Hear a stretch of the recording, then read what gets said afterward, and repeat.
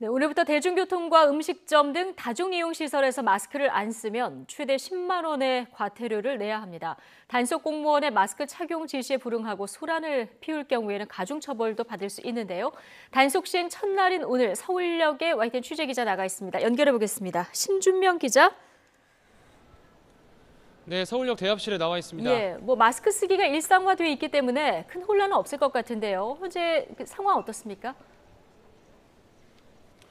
네, 그렇습니다. 이곳 서울역은 이른 아침부터 점심시간대인 지금까지 KTX 등 열차를 타려는 이용객들이 끊이질 않고 있습니다. 하지만 마스크를 쓰지 않은 사람은 찾아보기가 어렵습니다. 코로나19 사태가 발생한 지 10개월 가까이 지난 만큼 서로의 안전을 위해 집 밖을 나서면 무조건 마스크를 써야 한다는 인식이 자리 잡은 덕분인 것으로 보입니다. 다만 마스크로 입만 가렸거나 마스크를 턱에 걸치는 이른바 턱스크를 한 사람도 종종 보였는데요. 오늘부터 대중교통이나 식당 등 다중이용시설에서 마스크를 쓰지 않거나 제대로 착용하지 않는 경우엔 과태료를 물게 됩니다.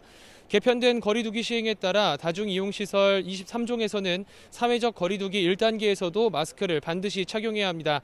지키지 않을 경우 운영자에게는 300만 원 이하, 이용자에겐 10만 원 이하의 과태료가 부과됩니다. 어디서 어떻게 써야 하는지 헷갈릴 수 있는데요. 장소별로 자세히 따져보면 식당이나 카페에선 음식물을 섭취할 때만 제외하고 주문이나 계산, 음식을 기다리는 동안에는 마스크를 써야 합니다. 수영장과 사우나에서는 물에 들어갔을 때를 제외하고 탈의실 등에서 마스크 착용이 의무입니다. 등산이나 산책 같은 실외 활동을 할 때 2m 거리 두기를 지킬 수 없는 경우엔 마스크를 반드시 써야 합니다.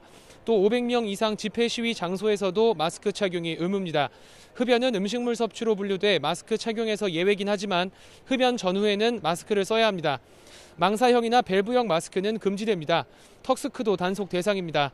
다만 스스로 마스크를 쓰고 벗기 어려운 장애인이나 14살 미만 등은 과태료 부과 대상에서 제외됩니다. 제도 시행 초기인 만큼 단속 공무원은 마스크 착용을 먼저 요구하고 이를 따르지 않으면 과태료를 부과할 방침입니다. 하지만 이런 지시에 불응하고 소란이나 행패를 부릴 경우엔 공무집행 방해 혐의가 적용돼 가중처벌할 예정입니다. 지금까지 서울역 대합실에서 YTN 신준명입니다.